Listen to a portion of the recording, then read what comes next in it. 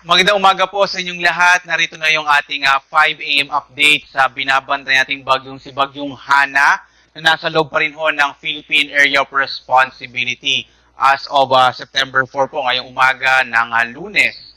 Sa ating latest update sa Bagyong Hana, huli natin itong namatan 265 kilometers ho northwest ng Itbayat sa Batanes. Ang kanyang lakas ngayon o maximum sustained winds ay nasa 120 kilometers per hour malapit sa gitna at pagbugso naman nasa 165 kilometers per hour. Mula doon sa pagkilos niya na pakanluran, ito ay nag-south-southwestward. Ito ibig sabihin medyo bumababa po o patimog yung pagkilos niya. Kaya po hindi ito agad lumabas ng Philippine Area of Responsibility at posibleng mamayang hapon pa o afternoon lalabas ho ng boundary ng PAR. Samantala, patuloy pa rin yung pag-iral ng southwest monsoon o habagat na siya magdadala pa rin ng mga pag-ulan sa malaking bahagi ho ng northern Luzon, particular na Ilocos Region, gayon din sa may central Luzon, yung Bataan-Zambales area, at gayon din sa Kamaynilaan, ilang bahagi ng Calabarzon, at kasama rin yung bahagi ng Mimaropa. Samantala, makikita ho natin, meron hong kaulapan dito sa may silangang bahagi ng Northern Luzon. Hindi pa ito low pressure area, cloud clusters pa lamang ito ngayon.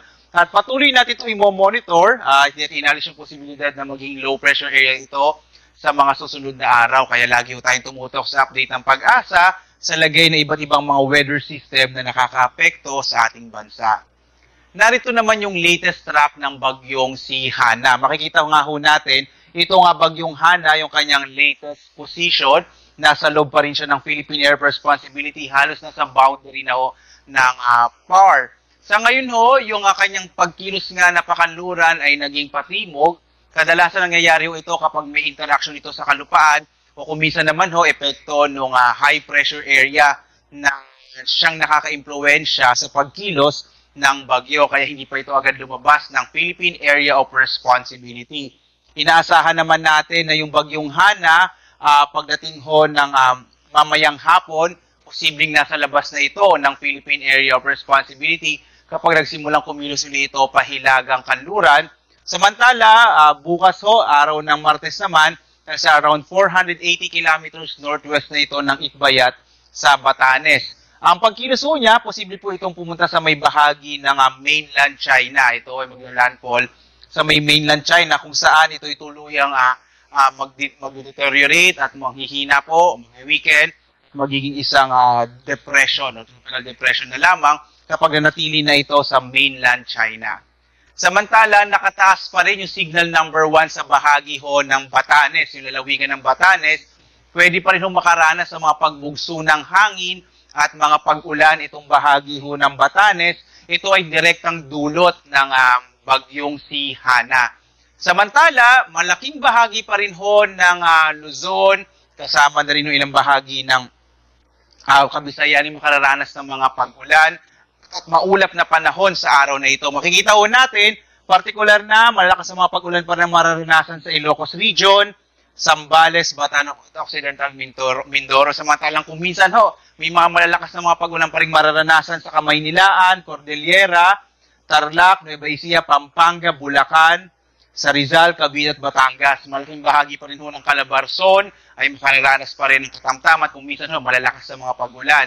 Hanggang bukas, makararanas pa rin ho ng mga pag-ulan ang ilang bahagi ho ng Kamaynilaan, sa may Cordillera, particular ni Abra at Benguet, ilang bahagi ng Central Luzon, pero kadalasan ho, yung konsentrasyon ng pag-ulan natin, yung bahagi pa rin ng Ilocos Region, lalo na sa may Pangasinan, Zambales, Bataan. Samantala ho, dating ho ng araw ng Miyerkules, ang makararanas ho ng mas malalakas na mga pag-ulan or mga malalakas na mga pag-ulan, yung bahagi na lamang ng Ilocos Region, Zambales at Bataan.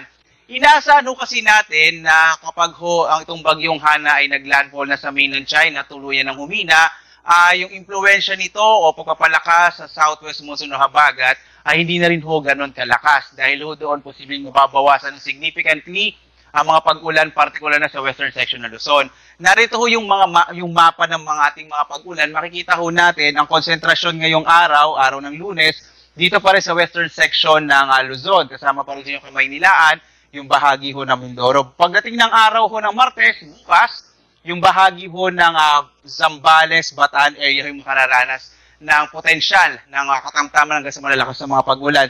Pagdating ho ng araw ng Miyerkules, inaasahan natin yung mga usual na mga localized thunderstorms. Posibleng mas makikita na ang haring araw, partikular na dito sa mga lugar kung saan ilang araw na nga inuulan. Kaya po pagdating ng Miyerkules o Wednesday, mas malaking chance ho na fair weather na sa malaking bahagi ng ating bansa, liban na lamang sa mga usual na localized thunderstorms na nararanasan sa hapon hanggang sa gabi.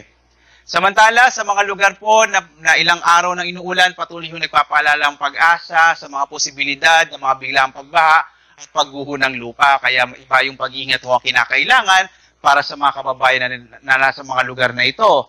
Samantala, posible pa rin ho yung mga pagbugso ng hangin dulot ng bagyong hanging habagat at pinalakas ng bagyong Hana ngayong araw at bukas. Malaking bahagi pa rin ho ng Luzon, lalo na yung western section ng Luzon ay makararanas ng mga bugso ng hangin. Pagdating ho ng araw ng Martes, ilang bahagi pa rin ho ng Luzon, gayon din ho umaabot ho sa may Camarines provinces, posible ho yung mga pagbugso ng hangin, dulot ng habagat na pinalakas ng bagyong si Hana. Kapag po naging depression o humina na yung bagyong Hana at tuluyan na maglaho, ay maglalaho na rin ho or mababawasan significantly yung bugso ng hangin.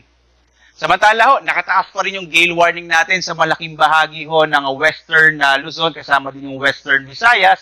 Asahan pa rin ho dito sa mga lugar ho, sa may kulay pula ho natin, inaasahan ho natin na magiging alon pa rin yung karagatan, kaya delikado maglayag yung maliit na sakyang pandagat, maliliit na mga bangka sa bahaging ito ng ating bansa. Posible rin ho, makansela yung mga biyahe ho ng ilang mga sakyang pandagat sa bahaging ito ng ating kapuluan kung saan may nakataas ay na gale warning.